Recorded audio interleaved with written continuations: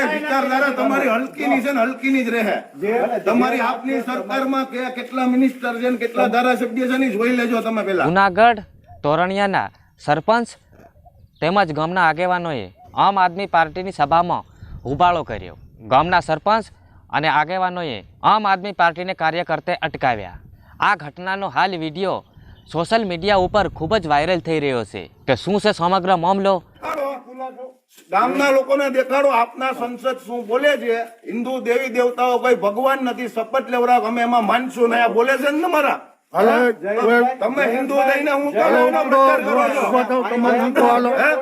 એક મિનિટ, કેજરીવાલે અંબાયું ને તો 25,000 કરોડ નો કરજો હતો અને દિલ્હીમાં 35,000 કરોડ નો છે. તમે આ હિસાબ અહીંયા ગામના ઘોડી પ્રજાને ન આપો, ખોટી છેતરામણી ન આપો અને આનું આ ચાલુ કરો અને આમાં તમારે કનેક્ટિંગ થાય છે ને.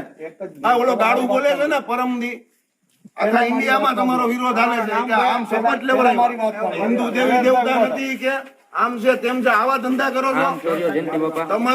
તમારા આપમાં 80% તમને કોઈ ધારાસભ્ય ક્યાં છે તમને ખબર છે ને. ઈ જીવ હોય મારે તમારે એને પર્સનલ વાંધો છે. તમારે અમારા નામ લઈને પોસ્ટ મુકાતી જ નથી. હા 100% છે નહીં રહે તમને કહું. તમારે અમારા ગામમાં ન આવવાનું ભાઈ. તું ન આવતો કાલથી ટાટિયા માંગી નાખી તને કહું.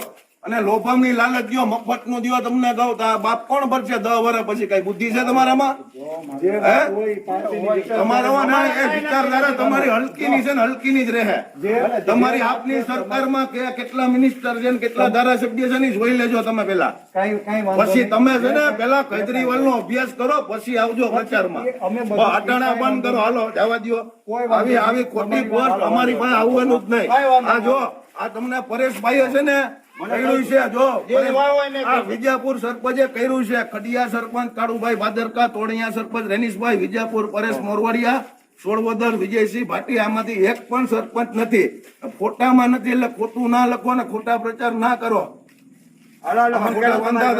નામ ન લખાય અમારા. ખરેખર દોસ્તો આમ આદમી પાર્ટીની સભામાં આવી જ રીતનું થાય છે દોસ્તો. તો તમારું શું કહેવું છે દોસ્તો આ વિડીયોમાં કમેન્ટ કરીને જરૂર જણાવજો.